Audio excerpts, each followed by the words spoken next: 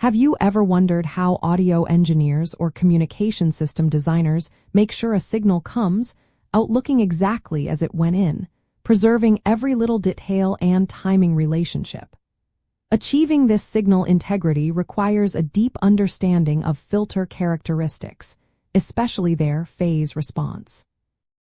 When it comes to digital filters, the filter order significantly impacts phase response distortion. Higher filter orders generally lead to more pronounced nonlinear phase shifts, which can distort the waveform by differentially delaying different frequency components. This means that certain frequencies within your signal arrive later than others, altering the original shape of the waveform. The core reason for this lies in how filters achieve their frequency selective properties. Each pole and zero introduced by increasing the filter order contributes to the overall phase shift across the frequency spectrum. A filter's order directly corresponds to the number of delay elements in a digital implementation or the reactive components in an analog circuit. As more of these elements are added, the complexity of the phase characteristic grows, often resulting in a phase response that is not linearly proportional to frequency, especially in infinite impulse response, or IIR, filters. This nonlinear phase characteristic causes varying group delays for different frequencies. To manage or mitigate this, you should first consider your application's sensitivity to phase distortion.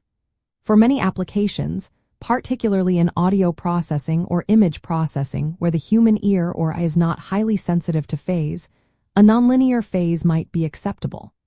However, in communication systems, biomedical instrumentation, or control systems, preserving the signal's temporal relationships is paramount.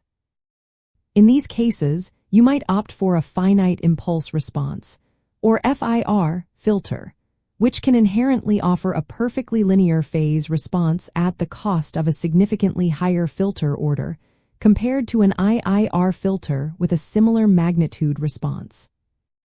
A key concept here is group delay, which is the derivative of the phase response with respect to angular frequency. A constant group delay across the passband ensures that all frequency components are delayed by the same amount, thus preserving the signal's waveform. Filters with nonlinear phase exhibit varying group delays, leading to the distortion. Understanding this metric allows engineers to precisely quantify and predict how their chosen filter order will affect the timing relationships within the signal, rather than just its amplitude spectrum. Ultimately, the influence of filter order on phase response distortion boils down to a trade-off between magnitude selectivity, computational complexity, and the desired temporal accuracy of your signal.